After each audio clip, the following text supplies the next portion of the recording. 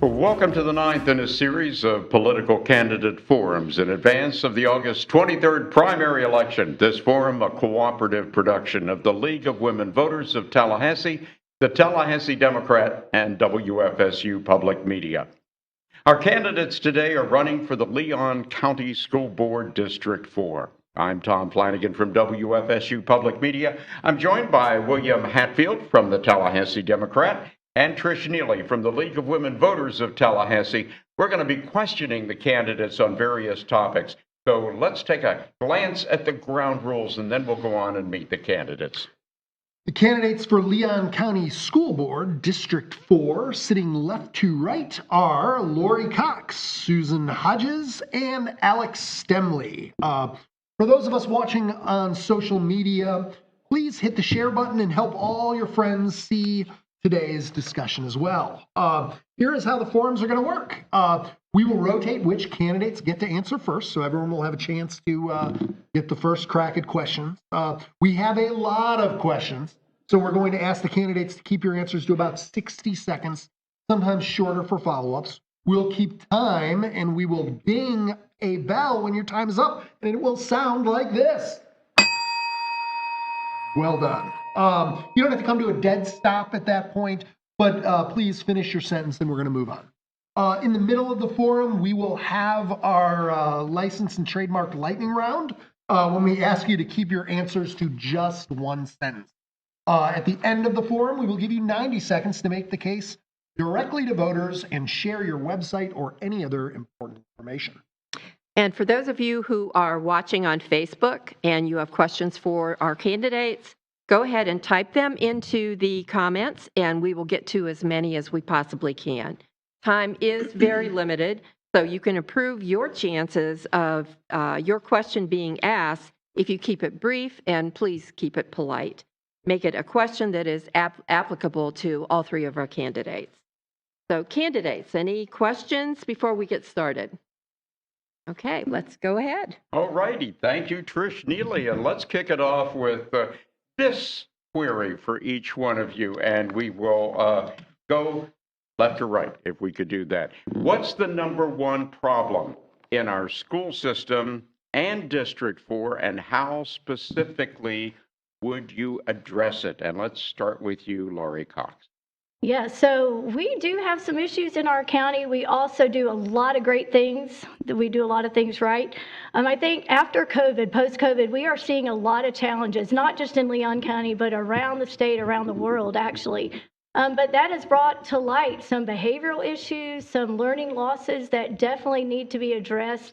And I think one of the ways that we can combat that is by transparency and communication. When we open the lines of communication to all of our stakeholders, teachers feel like they have an input, parents have an input, administration, support staff, then we can start to address these issues that we've seen really come to light.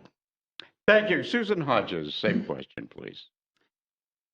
Not being in the actual school itself, but knowing some of the things that are going on, I would say that the Guardian program needs to be improved upon, because I believe the safety of the children, of our children, needs to come first. And we need to make sure that we improve on that so that if anything happens, they are completely protected. Okay, Alex Demmel, your turn. Yeah, I think, Tom, the number one priority in our school district is student learning and engagement in our classrooms. When our kids left for the pandemic and returned, they came back very different. Some of them were confused and angry. We experienced a lot of learning loss, and I think that it's important that we notice the trauma that they also have. And so for me, student learning and engagement is the number one priority. And the way that we improve that is through opening up communication channels from the top to the bottom and connecting the board priorities with what's going on in our classrooms and the needs that are in our classes. Okay, folks, that being said, we have a few follow-ups here, and we'll switch back across the front if we could, please. The state recently released grades for districts and schools around the state. What are one or two things that kind of jumped out at you, and a 30-second response on that? And Susan Hodges, we can start with you on that. I noticed that a lot of the C grade schools have improved. Some of the grades have actually come up. I think what we need to do is focus on the state testing and make sure that we are teaching the children what the state's requirements are so that they can bring their grades up. Okay, Lori Cox, your thoughts? Yeah, so I think all of us in the education field in Leon County were very excited about some of the improvements that we saw in for the last several years. Bond in particular, great improvement there. I know the principal there very well. But we never want to sit on our laurels either. And we want to continue to target those students that are still struggling and come up with individual plans and procedures for them to really bring those grades up. So it's great, but we still have a lot of work to do. We never want to sit on that. Okay, Alex. Yeah, Tom, one of the interesting things is there are 14 schools that zone into District 4, so it's one of the biggest responsibilities, I think, on the school board. And so we had a lot of successes. You saw the only 2 secondary schools, Childs and Deer Lake, maintain their A. We had Raw Middle School that was very close, 2 points away from getting a B. And then we had schools that struggled. And so we need to get into those schools. We need to figure out what worked, what didn't work. We need to make sure that we identify the learning needs and the gaps and that we focus our energy on those things. One of the things that we need to remember is that there's a lot of students in District 4 that need support. Well, as a follow-up to that analysis, we can start with you and then go back here. What's the biggest thing to your way of thinking that makes District 4 unique? Well, I think it's the wide range of schools and communities that you have. You have some schools that are very community-oriented. They're within a community. They have several, they're family houses. And then you have communities where you have college students that are mixed into the housing. And so it's very difficult for some of those schools to create a community environment. And so we have to do everything we can from the school district and the school board level to help those schools succeed and create that environment we know that's so important for success. Okay, Lori Cox, what do you think? Yeah, so we do have a wide spectrum. That's one thing that makes District 4 so unique. And you've got schools, almost all the way to Georgia that we serve students all the way, almost to Georgia and all the way to Gadsden County on the west side. And so there are communities that, like Alex was saying, very tight-knit community schools, and they feed from one to the next, go to school together for many years. And then you have some schools that we've got some challenges, and we need to really work with our administration and support staff at those schools and teachers. Okay, and Susan Hodges. So I'm at a little bit of a disadvantage because I'm not actually in the school system. I haven't been a teacher, but I have looked at the district and I have gotten to know where the district is. And I would like to venture out and visit some of the schools and things like that. But I have to say that I don't know the schools very well yet, and I'm still learning. Okay, well, let's have one last follow-up on this before we move on to another topic here. District 4, of course, as all three of you have referenced, covers a large area of Leon County from the border with Georgia, and that includes one of the most affluent zip codes in the whole area, and then extends into 32304, which has been widely publicized as being one of the poorest zip codes in the entire state of Florida. So how would you make sure to represent your district equitably, given that wide variation in students and families and the entire environment there? Alex Stanley. Yeah, I think it's important that the school board members are active, that they're present, that they're listening, that they return phone calls. I think that going to school events is important, being there for their graduations and their science nights and their plays. Those are things that matter to kids and to families, and I think that gives a chance for our constituents to meet us and see us and bring us the challenges that they have. I think it's important when there's a phone call made to the district and to our offices that they get a return phone call back. And so I think just being active and available is one huge part, and we don't need to overthink it. Okay, Susan Hodges. I would like to know what causes the poorest part to be poor. I want to address that and find out how we can improve the lifestyle, the area, and try to bring them a little bit more together. And I think that I agree with everything Alex said. I think that we should be able to be as available as we possibly can to help improve. And I think that we should put some programs and some systems in place to help the less fortunate and the poorer communities to be able to meet the same goals. Okay, thank you. And Lori Cox, we'll Yes. wind up with you. I think that's one thing I am most excited about. Many of you know I just retired from teaching, so I am so excited to get to go into the schools. And as a physical education coordinator for the last 13 years, before COVID, one of the highlights was going to visit these schools. And I know I have great relationships with the PE teachers at every school and some of the other teachers at every school already. I think it's so important to get involved in those communities, to show up at their games and graduations, activities, and school functions, things like that. Thank you. All right, changing gears a little bit. Governor DeSantis is getting more involved in local school board races. School board candidates across the state were recently sent the DeSantis Education Agenda Survey. The survey gauges candidates' stances on face masks, charter schools, critical race theory, and more, and could be a litmus test for any school board candidate who wants the governor's endorsement. I believe he just put out endorsements, although I didn't see any from Leon County just yet. Did you receive the survey? What are your thoughts on it, and what's your level of support for the governor's education agenda? You have 1 minute to answer this question. We're starting with you, Lori Cox. All right, and yes, I did receive the survey. And I did fill it out, and there were some, interesting questions. And as a governor, he has every right to kind of get a litmus test for what's going on. Education has become very important to him.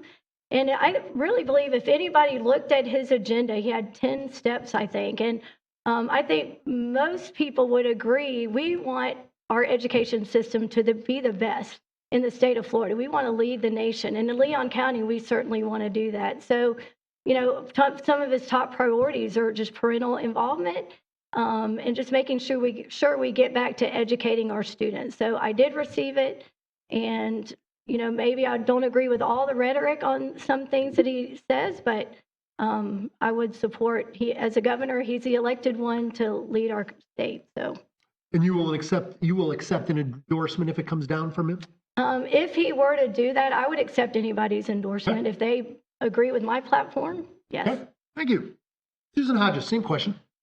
I have, I have not received it yet. It may have gone into my junk folder, so I need to look. But I am very familiar with what Governor what Governor DeSantis stands for.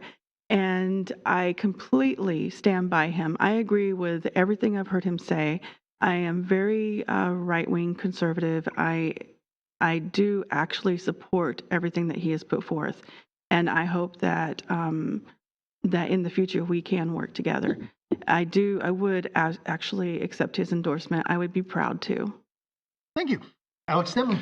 Yeah, I did not receive the survey, William, but I think what's important here is that it's everybody's responsibility to support our schools and our educational community here in Leon County.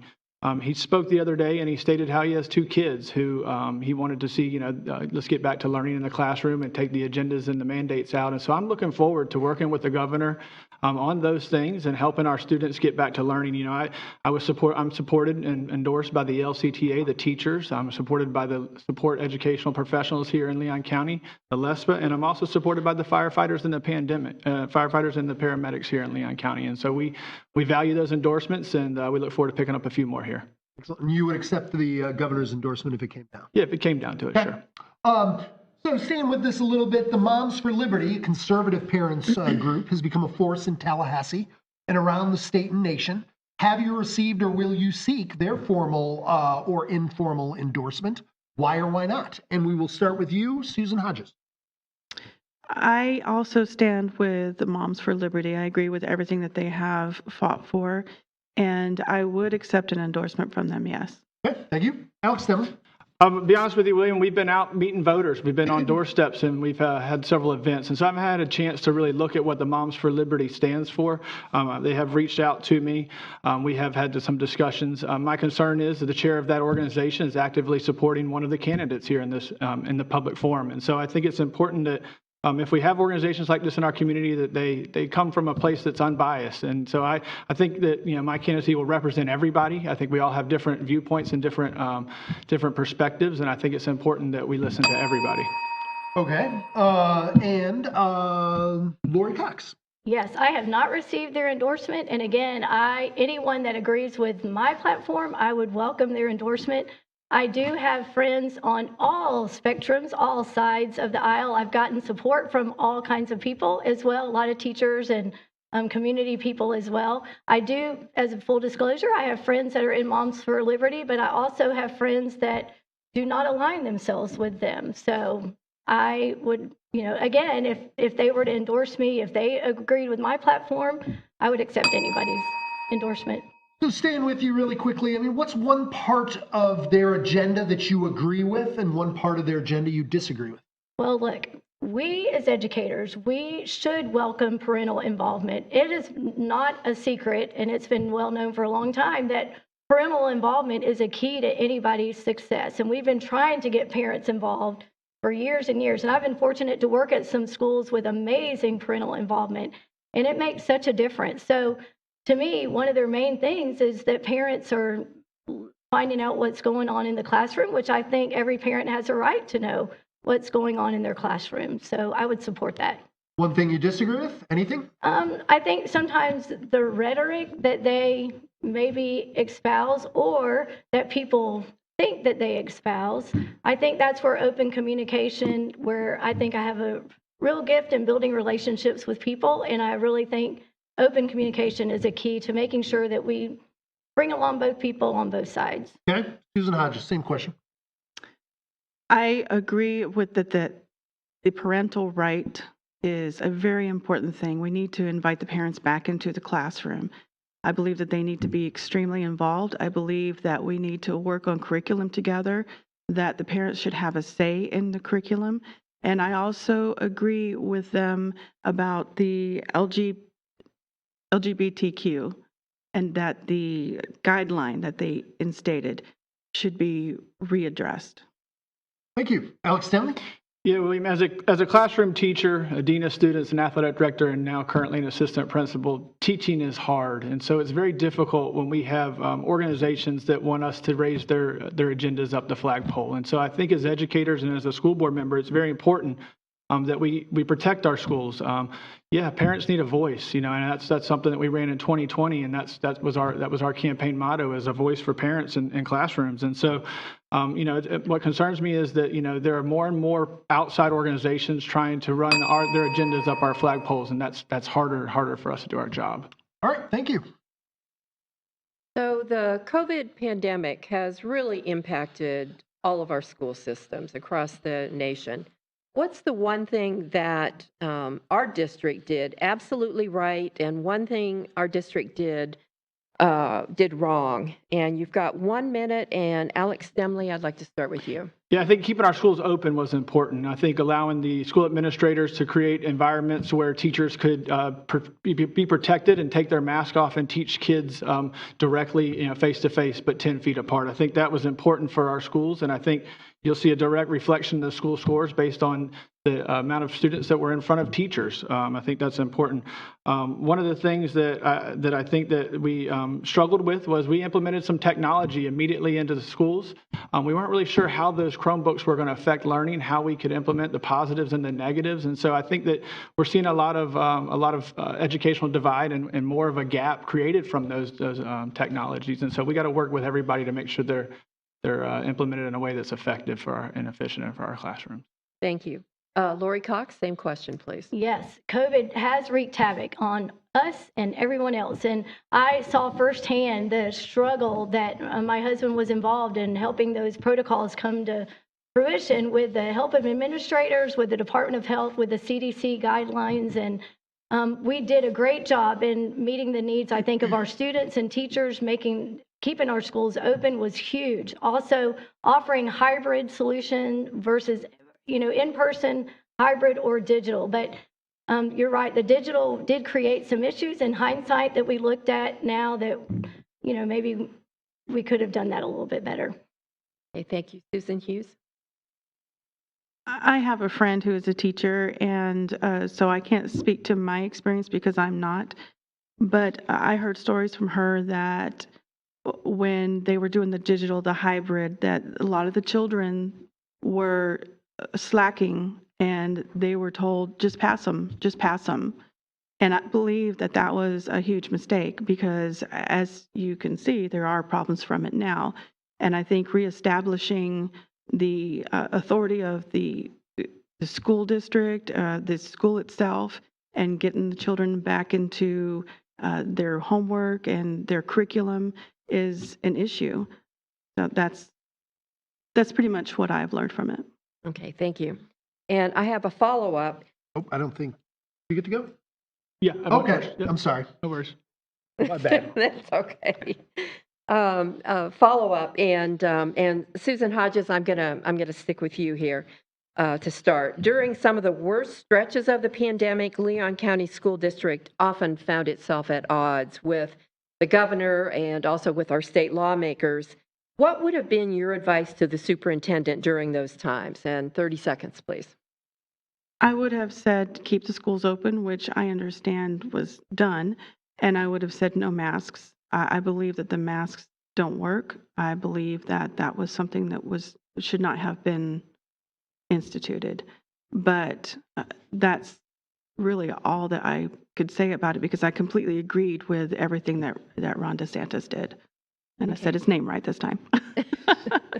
Okay, thank you. Alex Stemley. Yeah, my advice would be don't be the wedge that becomes the part of our community that divides. I mean, I think that when we use our platform to go after the governor and to go after portions of our community that think differently and have different perspectives than us, it's a very dangerous thing. I think the flip-flopping of the mask definitely created a narrative that was not healthy for us as we entered into the school year right there at the beginning. And so I look forward to working with the governor, the legislators, the superintendent, everybody from the top down to improve our schools. I think that's important, and it's time for us to get back to that.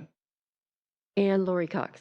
Yes, so we did find ourselves at odds with the governor and the commissioner of education. And as a teacher and as a coach, I want everyone on the same team. So it would have been, in hindsight, I think I would have advised him to just go with the governor, and he was the elected official to make the law and to follow the law at that point. Thank you. Okay, folks, earlier this week, the Florida Education Association, FEA, released a report indicating that statewide, Florida is in deficit by about 9,500 teachers and support staff. And certainly we have seen a deficit of numerical teachers here in Leon County as well. So what concrete steps do you think should be taken to attract and retain highly qualified teachers, given all the current challenges? 1 minute to respond. Alex Stemmel, let's start with you. Yeah, the first thing is I think that we got to increase their pay. That's number one. I think that we got to bring respect back to the profession. Teaching needs to be joyful. Teachers need to have the autonomy to get to their kids. And I also think that there's we need to bring the professionalism back. And what I mean that is, when we have doctors and lawyers, they don't just see patients and just see clients. They have a chance to go back and work with the colleagues. They have a chance to look at their files and to develop the best game plans. And so we have to make sure that the teachers have the time to do that. Right now, you see teachers, they teach all day and they do this at home, and that's usually on their own time. And so we got to find creative, out-of-the-box solutions that allow teachers to return to the joyful teaching and the autonomy that they need to reach our students. Okay, thank you very much. Susan Hodges. Not to write on his answer, but I do agree with everything he said.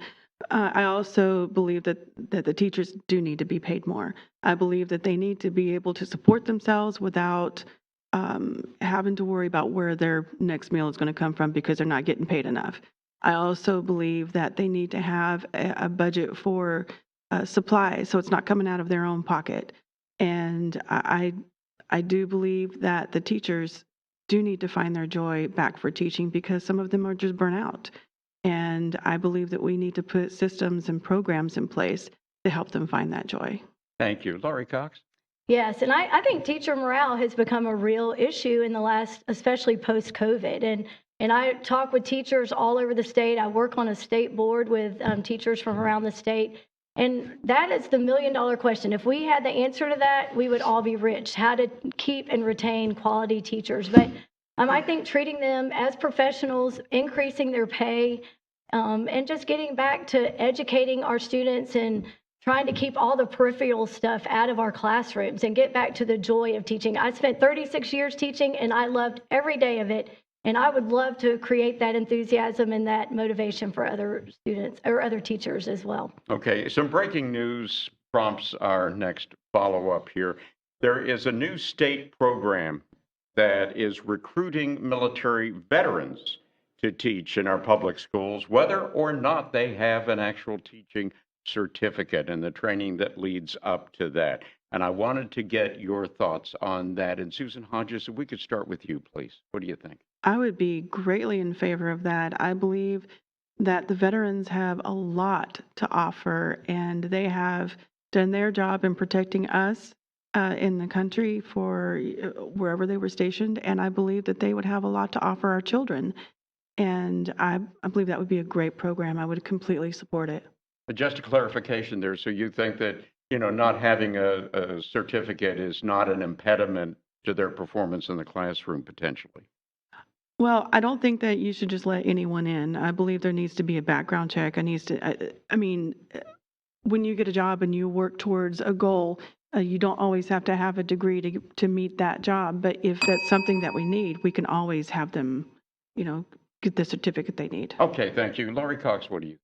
Yes. So I was around when even our Department of Education made it to when we had teacher shortages before, where anyone that had a college degree could apply and get a teaching certificate. And I remember us who have gone through teacher ed programs, and we have seen some great teachers come as a result of that, and then some not so good that did not go through an internship and the proper, curriculum and pedagogy type things. But my dad was a veteran, and I 100% support our military. I think that great mentors can come from that program. So I'd be interested to learn more about that. Okay, Alex Stanley. Yeah, 100% support the military coming in and helping us out. I think, Tom, one of the important things is they still have to meet the certification test. That's not something that's waived there. I would like to see our county do some workforce development programs that target, teachers and educators and future educators. When kids leave our 12th grade here in Leon County, they should be able to go and work as maybe an aide or an instructional professional that works side by side with the teacher and see if this is really something that they want to do. And so that's a huge problem for us is the teacher shortage. And so any kind of out-of-the-box solutions that we can find that will help our schools, I'm all for it. Okay, let's stick with you for another 30 seconds here. Alex here. Since just about everyone who's involved in the process indicates that more money would be at least a mitigating offset to the problem here, how do we quickly increase teacher pay? How do we go about doing that? Well, I think we have, upwards of $16 million going out the window for kids that are leaving our school system. We have the advantage. The kids typically come to us first, and then they find other opportunities. And so it's like if you were to drive the car down the road and the gas tank was leaking, you would fix the leak before you put more gas into it. And so I think it's important that we address the root problems of these issues, and that we really understand what it is that makes them up. And they're not going to be easy solutions that are going to happen overnight. And so we need to be patient, but we got to get the teachers the support they need. Okay, thank you. Susan Hodges, more money, fast. I think that we need to look at the budget. I think that we need to just do a quick glance of what is leaking, as Alex put it, and put a plug in it and say, okay, this needs to be changed. This needs to be redirected to our teachers. I think that there might be opportunities to improve things if we refocus. Thank you. And Laurie Cox? Yes, again, the $1 million question, how do we get more money? So I think just looking at the budget, looking at our superintendent, and really coming up with some creative solutions that we'll just have to wait and see. But I agree, it needs to happen. And I'm a yes person. Don't tell me, no, you can't do it. Let's find a way to make it happen. So looking forward to getting in there. Thank you. Oh, yeah. All right, and one 15-second follow-up I want to just tack on there. What is the number one reason contributing to a poor morale climate? Number one, and I'll stick with you, Laurie Cox. 15 seconds. I think teachers they work so hard. Most of them go home to families after they've been teaching all day. They have papers to grade at night. Our ESE teachers that deal with enormous challenges throughout the school day and then go home to their own families. And yeah. Okay. Susan Hodges. I would have to say it would be the behavior of the kids. And I've heard a lot of stories of where there's problems with behavior after returning from COVID, from the pandemic. And I think that it can be challenging to try to control your classroom. Thank you. Alex Stanley. I think without a doubt, it's open communication channels from the top to the bottom that are unfiltered, they're unbiased, and that, people have the ability to speak out without fear of retaliation or retribution in our district. I think that's important for our school district, and as a school board member, I hope to connect that dot directly from the school classroom to the board. All right, so lawmakers were quite busy this session in the education sphere. So how should the school board respond to recent legislation restricting discussions about race, gender identity, and sexual orientation in public schools? Obviously covering a lot of territory there, so I'll give you a lot of time. You got a minute and 30 if you want to take it, and we will start with you, Susan Hodges. Okay, I'm going to ask you to repeat the question, please. Sure. How should the school board respond to recent legislation restricting discussions about race, gender identity, and sexual orientation in public schools? So is this about the guideline that was introduced? Is that the question? It's about those race, gender identity, and sexual orientation in public schools. Okay. Laws pertaining to those. My personal opinion, I don't believe the school should be involved in any of that. I don't believe the school should be involved in telling the children that they can be male or female or anything like that. That's not their business. It's up to the parent. And as for race, I'm not really sure what the issues are at the moment. I know that there are some bullying going on, but my understanding was that was more for the guideline issues. And that was why that was put in place. I'm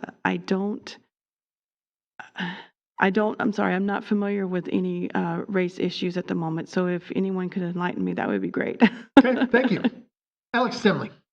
Yeah, I think our teachers, they teach the Department of Education standards. And I think it's important for our public to know that in my opinion and what I've seen, we don't have kids that are teaching topics that are not age appropriate in our schools here in Leon County. We don't have first graders teaching about gender identity, first grade teachers teaching about gender identity. I think that's important for our public to know.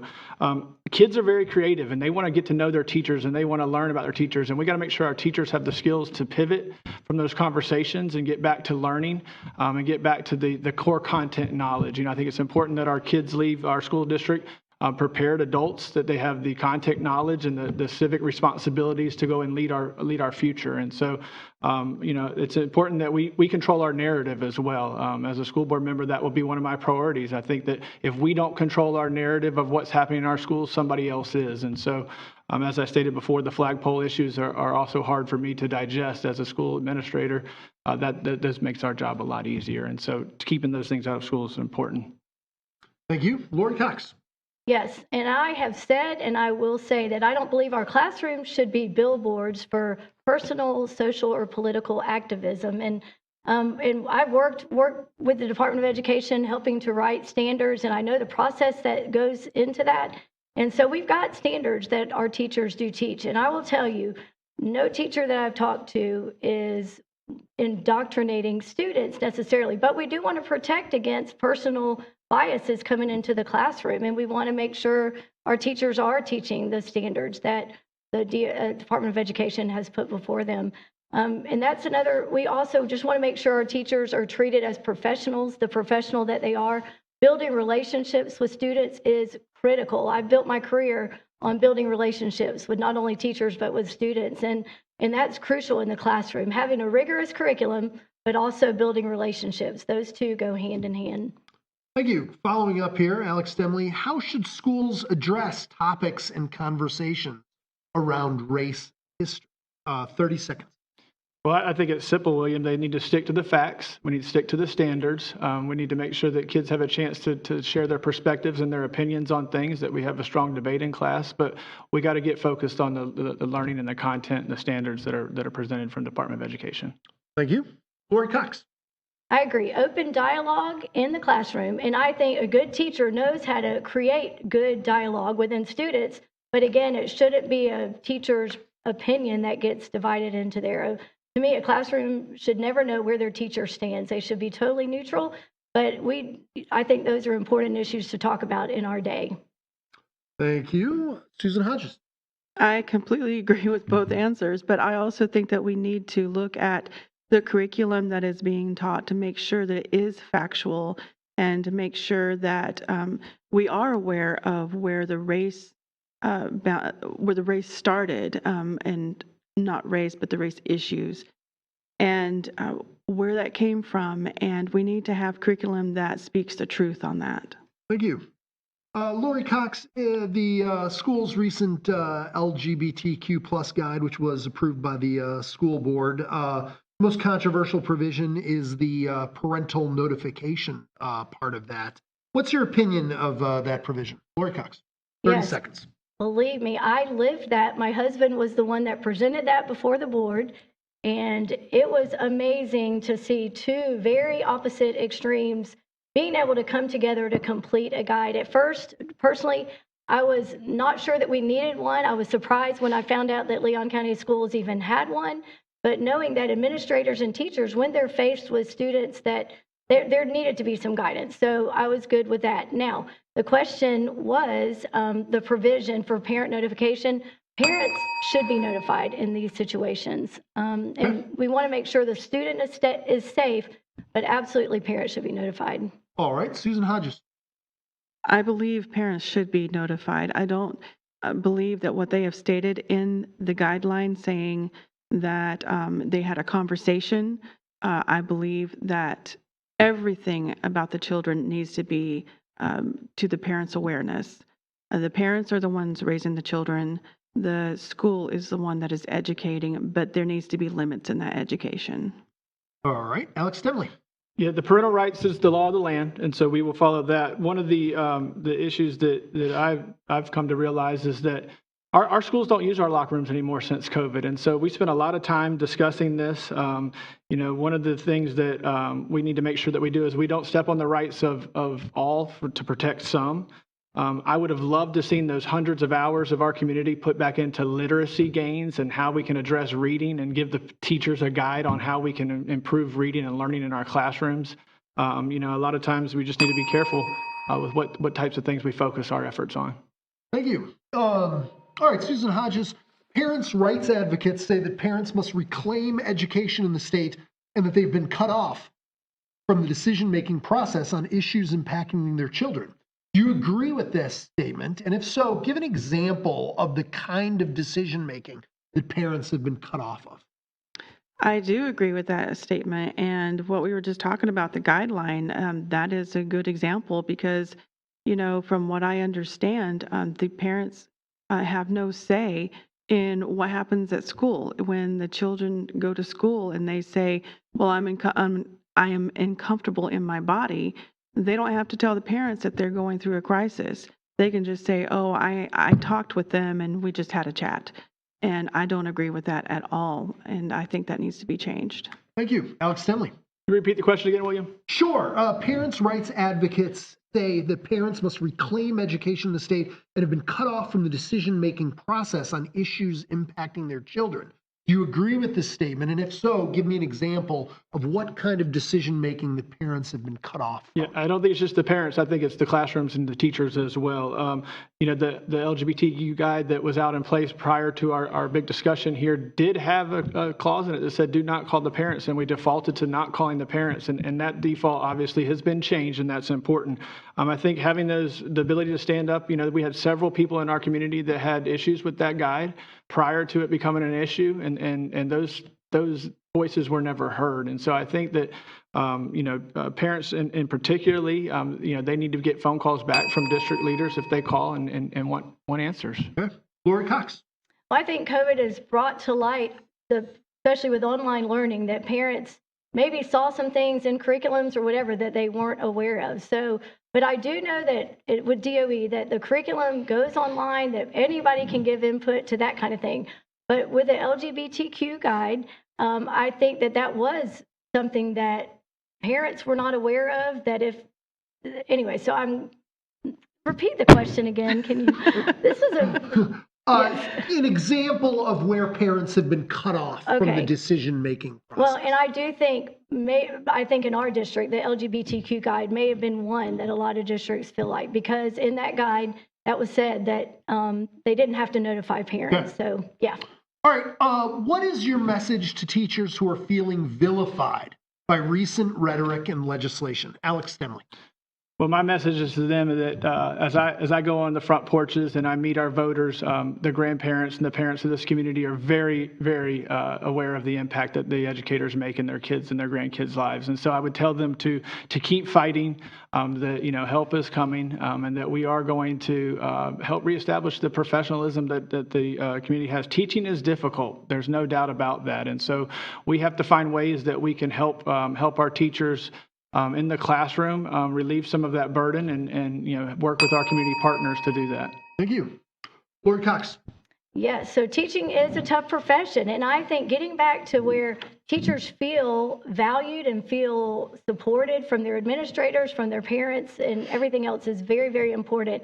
And so, can you repeat that question again, too? Your message to teachers who are feeling vilified. Thank you. Yep. And I think some of the rhetoric has been very divisive. And so working together with everyone, bringing them together and helping teachers feel supported, helping parents feel listened to, opening that line of communication.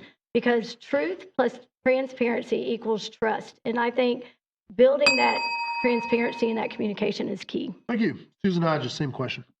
Well, we don't want any of our teachers to feel vilified in any way. But at the same time, you do have our children in your classroom, and we just want to know that we can trust you. And it's not a matter of you're a bad teacher. And I understand the excitement of being able to put together a curriculum and planning and what am I going to teach the children today? I understand that. But we also have to take into consideration the parents and what the parents want. Thank you. Okay, Susan Hodges, I'm going to start with you. So one of the schools in the district, Springwood Elementary School, their grade fell from C to a D this year. If Springwood reports another D next year, the state will implement an external operator and a turnaround plan. How would you help the school raise its grade from a D to a C to prevent that from happening?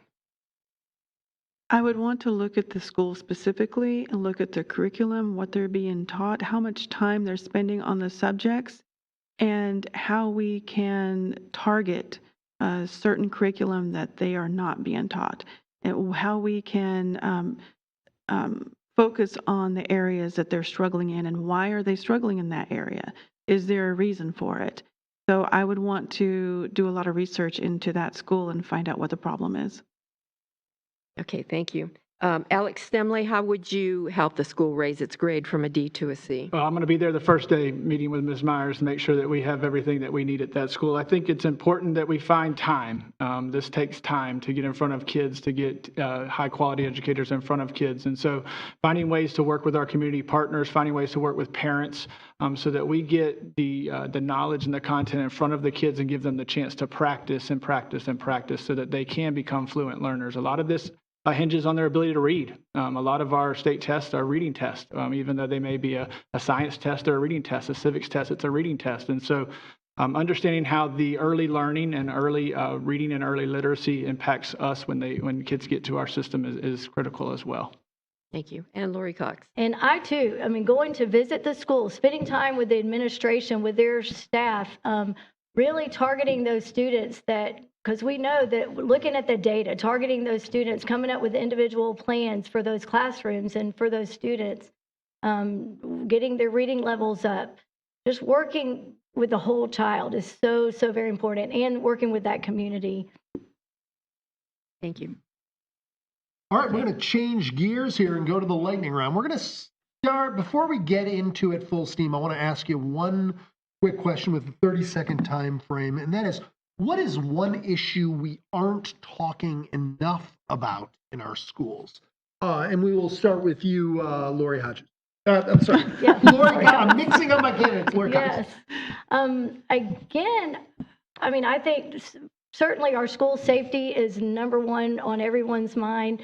But another thing that's, I think, not really talked about much anymore because of COVID and all these other distractions we've had, but the importance of physical health, not only with our students, but with our faculty, with administration, because our physical health really transcends into everything else. When kids get that physical activity and get that brain stimulated and making sure their nutrition is in order, Even our meals at school, we've done a good job. But those health and wellness would Thank be you. a good one. Susan Hodges. I was listening to Lori's answer and my mind went completely blank. Yes. But I do believe that security and safety is an issue that we do need to talk about, because I have seen, or I have looked at some of the programs that are in place, and I know that there are some things that need to be improved on in the Guardian program. Thank you. Alex Stanley. The two ladies mentioned school safety, and that has to be number one. But our schools are very safe, William, very, very safe. And I think that the parents need to know that. Our community needs to know that. I think the number one thing that we're not talking about is our educational model is outdated. It's we still teaching kids in cinder block rooms on age based on how old they are. And we know that kids come to us at different times. They learn things at different ages. And so we have the technology now. We need the flexibility to be able to create environments where we can target learning. And then that way we relieve some of this pressure on the teachers to be able to create engaging environments that really will get to our kids and do the learning that we know is difficult. Thank you. All right, I think we've made it through all three of you on that, right? Good. Okay. So now we're going to be in our lightning round. And the way the lightning round works is most of these questions are kind of yes or no. I'm looking for a yes, a short answer, and then you get one sentence to kind of explain it. Of course, you guys in the education sphere, you know we don't like too much of a run-on sentence. I'm okay with an and, okay with a because, but let's try. We're going to keep this moving quickly. So we're going to start with you, Susan Hodges.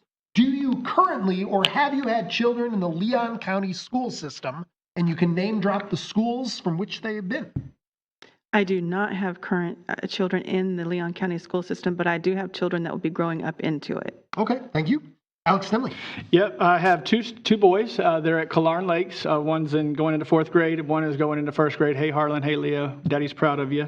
I am also a product of Leon County Schools, going to Sealy, Raw, and Leon. I think that's important for the voters to know. Thank you. Lori Cox. Yes, we have one son. I always wanted 4 boys. We got one. He was like 4. But he did go to Roberts and Deer Lake and graduated from Childs. And I also am a product of Leon County Schools, Rudiger, Griffin, and Leon. All right. Alex Stanley, what's one book every student should read? I think that there's a series of fish books out there that talk about how you need to find joy in everything that you do, and I think that's important that kids and young adults read that book and understand that life sometimes doesn't give you exactly what you want, but you got to make the best of it. Okay, Lori Cox. There's a book called Night by Wiesel. I don't know if you have read it, but it was a memoir from the Holocaust, and just the depravity of man, but the tenacity and the fight of the human spirit to survive in unspeakable odds. Thank you. Susan Hodges. I'm going to go old school and say Tom Sawyer. I mean, you could never get enough of that. Thank you. Does a rainbow flag ever have a place in our schools? If so, where? Lori Cox. No. Susan Hodges. No. Alex Stanley. No, neither does a Trump flag or a Stanley for School Board or a Black Lives Matter flag. No. All right. Are you open to metal detectors at our school? Susan Hodges. Yes. Okay. Alex Stanley. Yeah, I don't have a problem with metal detectors, William. When I go to the FSU basketball games, it just feels like I'm walking through a doorway. Yeah. Okay. Lori Cox. Same. When we go through any Auburn football games, FSU games, metal detectors are used. I don't have a problem. Okay. Will any of you advocate for metal detectors if elected? Lori Cox. I would absolutely listen to our local law enforcement and our school safety and security and have open dialogue with them and whatever they think. Yeah. Susan Hodges. Absolutely. Okay. Alex Stanley. Yes, but I think we also need to get back to the root cause in their mental health. Okay. Should a student be disciplined by school administrators for bad behavior caught on social media outside the classroom? Alex Stanley. That's a tough one. As a dean of students for 8 years, this was definitely a challenge of ours that we had. These issues do come over. I think we need to notify the parents and let them handle off-campus social media issues unless it comes onto our campus. Lori Cox. Yes, when my husband was principal at Childs, dealt with that quite a bit. And unless it bleeds onto the school campus, we do need to notify parents, try to let them solve that. Okay. Susan Hodges. I completely agree. I believe if it does bleed onto campus, it needs to be dealt with, but it is basically the parents' responsibility. The question I am asked most by voters who email me, to ask the candidates has little to do with the school board, but it's become a litmus test for them and speaks to our democracy at large. Do you have confidence in the outcome of the 2020 presidential election? Lori Cox. Wow. Wow. Do I have confidence in the outcome of the 2020 election? Yes and no. Yes and no. Can you explain in one sentence? Yes, well, I think that it has been uncovered, some of the voting discrepancies throughout the nation. So, Okay. Susan Hodges. No. Alex Stanley. Yes. Okay. Students walking out of the classrooms for protest. Should that be allowed, or should the student be marked with an unexcused absence? Susan Hodges.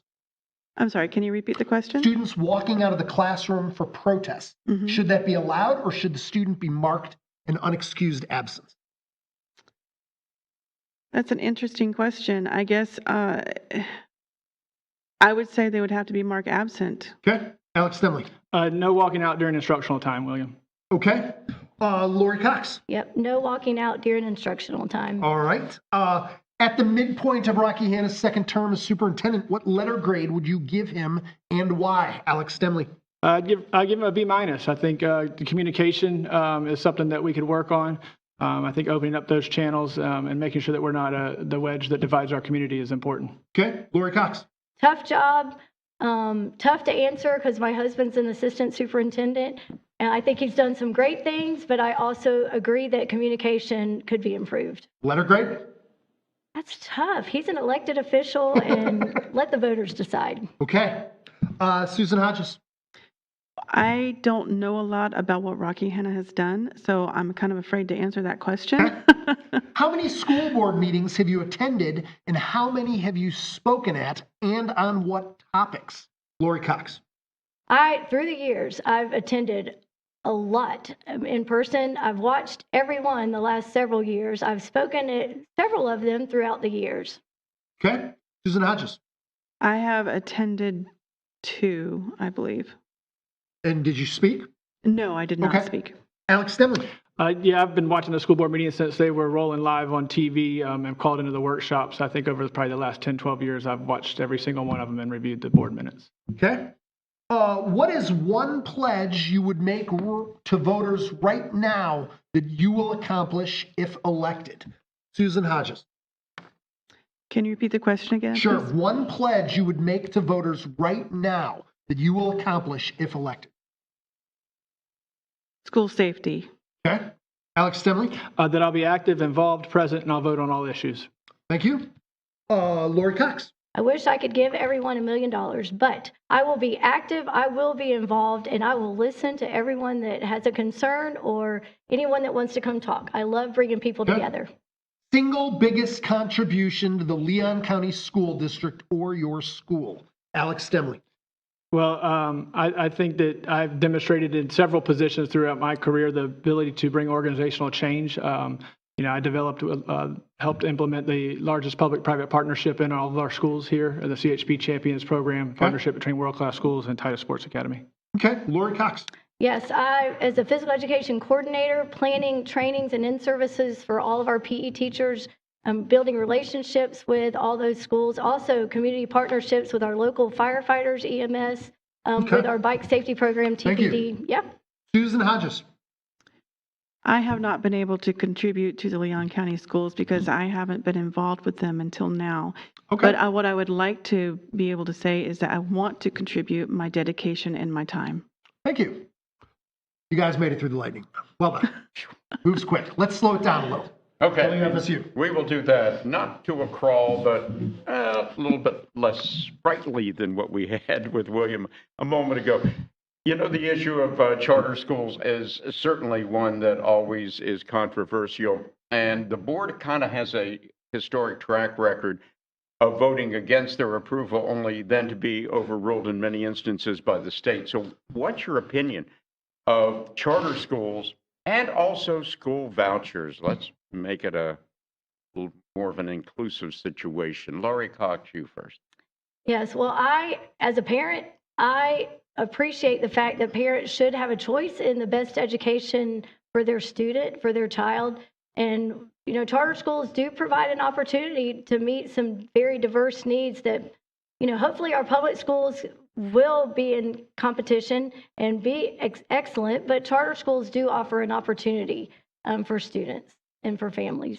Okay, Alex Stanley. Yeah, I can support strong and productive charter schools here in our community. Like I said before, the $16.5 million going out the window is something we have to address. We have those kids a lot of times coming to our system first. We have to do a great job of sharing our message. We have to do a better job, for lack of word, customer service, and making sure that our community has exactly what they think that they need and what they need. Okay, and Susan Hodges. I do support the vouchers. I believe the parents should have every right to pick what school the children go to.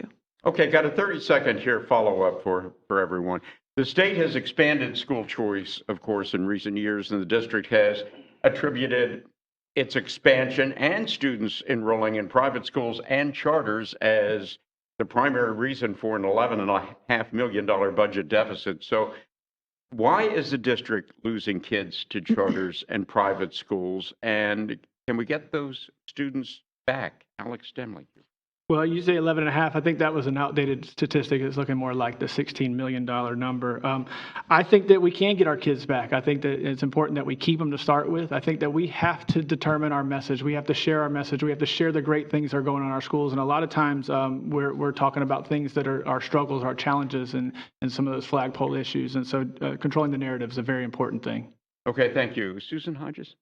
I'm going to ask you to repeat the question again. Sure. The state has expanded school choice in recent years, and the district, even though you're right, that was the old number, $11.5 million deficit, was quoted by district officials as being connected to losing students to charters and private schools. Mm-hmm. So the question then being, how do you get those kids back into the public school district? I think the school needs to regain the trust of the parents.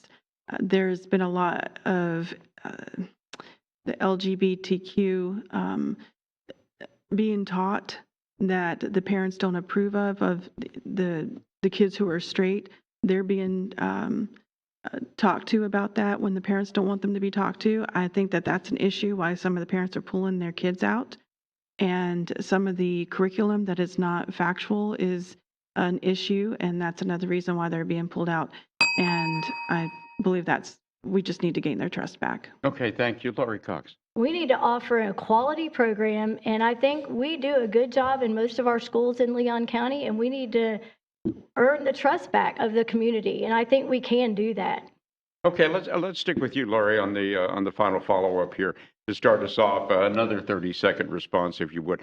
Vouchers for all seems to be an end game for some school choice advocates. So what do you think of that concept, and how can the district compete under such a system, since everyone says competition will make everybody better and more wonderful and all? Right.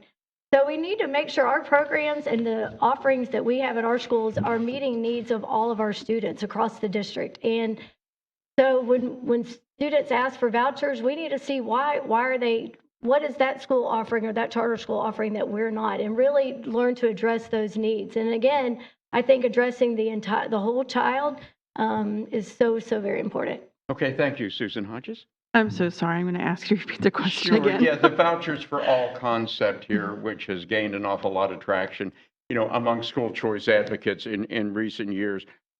So your thoughts about that, and how can the district compete if, the whole playing field is leveled and everyone's getting a voucher? How does the district stay a preeminent attraction for these kids?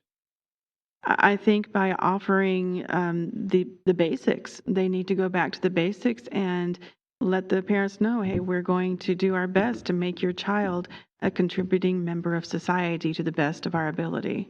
Okay, thank you. Alex Stanley. Yeah, I don't think the vouchers are a level playing field for everybody, Tom. I think that, one of the things that Leon County Schools does is we serve all kids, regardless of what they come to, what they bring to the table. And I think that's important for our community to know, is that that's a I wouldn't say disadvantage, but that's a challenge that we have that other schools don't. And so I think it's a very dangerous slope that we take on there. I like the competition. I think that we are up for the battle. We have all the assets. We have all the kids. We have the best teachers. And so I think this is definitely a game that we can win.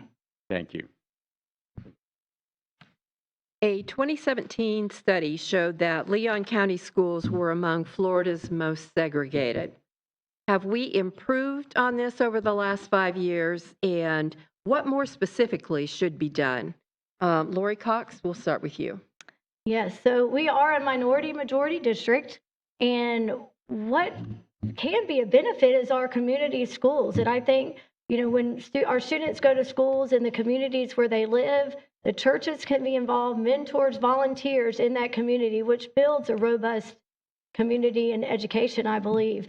Do we have work to do in that regard? Absolutely. Okay, thank you. Susan Hodges? I'm sad to hear that, and I wish that it was different.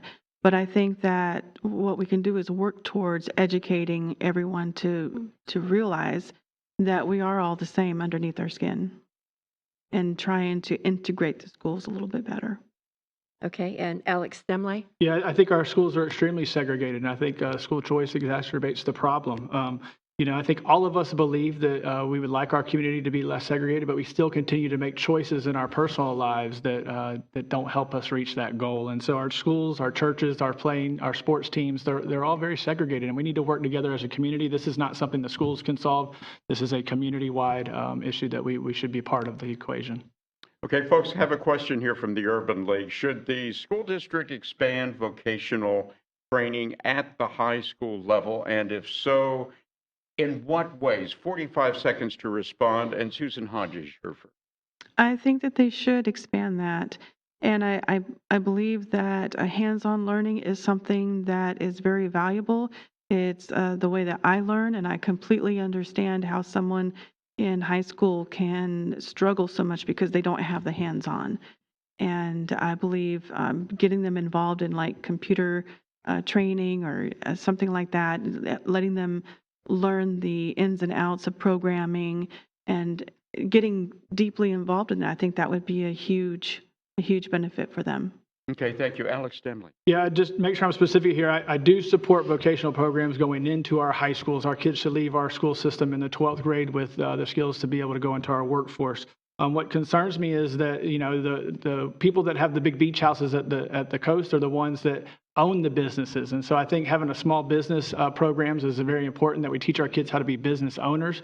And again, like I said before, education. I mean, we are struggling with teachers and finding professionals to get into our classrooms, and finding programs where we can get our kids involved and experienced and at least see what teaching is all about is something that would support our school district and that would help create a synergy that I think is important for us. Thank you very much, Lori. Vocational programs are vital to a community and to allow our students to grow and to become great members of our society. So absolutely, we need to work to improve those and to expand those programs. Lively is a great place, but also, teaching financial literacy is huge. And I'm glad that we have that in our state. But teaching them how to own small businesses. My husband has created a whole niche of a small business. So I think that is so vitally important, and we need to continue to expand those. All right, y'all made it. It is conclusion time, where you get to offer your closing arguments and speak directly to voters. You can, Alex Stemley, you're going to begin. All right. Well, first, I want to thank the other candidates for being here. This is not something easy. It's not easy to do. We did this in 2020. We ran against a 3-term incumbent. We got 40% of the vote. We felt that the voice was needed then. We still think it's now. I respect the voters that went for experience there. I am the experienced candidate in this race, and so I look forward to your consideration. I'm the only candidate that's supported by the teachers, the firefighters, the support professionals in our schools, and the paramedics. I'm the only candidate here that has experience at all 3 levels of our school system, elementary, middle, and high school. I'm the only candidate with a master's in business administration and a master's in ed leadership. And I think that, this is not about who you go to church with or who your husband is and how influential he is as assistant superintendent. I think this is about who can be objective when making decisions on our school district and on our school board. You can find our campaign on Facebook at Alex Stemley for School Board. You can also find us at www.alexstemley.com. I think that it's important that we all work together to build an educational community that we can all be proud of. And I look forward to being a new voice and a new perspective for our school board. Thank you. Thank you. Lori Cox. Hey, well, I'm Laurie Cox, and I grew up in Tallahassee. My brother grew up in Tallahassee. Obviously, we all went to public schools. My husband did go to all public schools here in Leon County. His father, Coach Dean Cox, and his mother all taught in Leon County schools their whole career. I also have proven leadership and, involved in student government and different things in high school at TCC. I was student body president when we elected a new president, brought a new president on board. I have proven leadership across the state of Florida. I've been on several statewide boards, worked with the Department of Education in writing curriculums, helped to write a district curriculum here in Leon County. I know teachers at every school in Leon County. I've worked in this district for 33 years, and I think one of the things that I have I can bring to the table is bringing all people together and coming to consensus. And I'm very much a people person. I love getting out into the school and the community. You can find more about me at Laurie Lawson Cox or schoolboard.com. Thank you. Susan Hodges, you get the last word. The last word is always the best, right? Well, I am at a disadvantage where I don't have the experience as my other two candidates, and I do respect both of you, and I think that you're very nice and sweet people. But my heart is for the children. My heart is to improve the school system, and my heart is for the Lord and to bring in His word back into the school system, because that's what we're missing. And if you agree with me on that, then we can work together.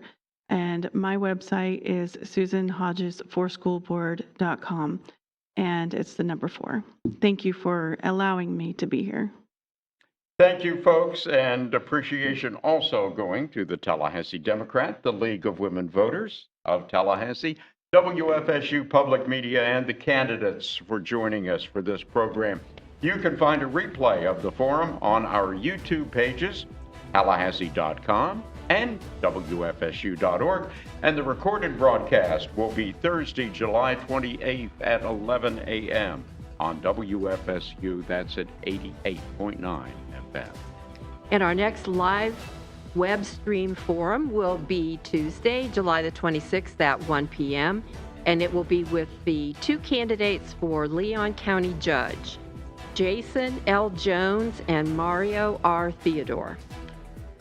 And you can look for the special election guide from the Tallahassee Democrat with interviews with all the candidates on the ballots, including these candidates. That will be printed and inserted in Sunday, August 7th paper. You can also stay tuned to Tallahassee.com for all the latest election news. Of course, I want to thank those who are watching today, and I always welcome your questions for these forums. Really easy, just email us at news@tallahassee.com. Your neighbors can attest that I will often ask those questions, so please send them in. Thank you to the candidates. Thank you all for watching, and thank you to the amazing crew at WFSU for making this all possible. Have an excellent day.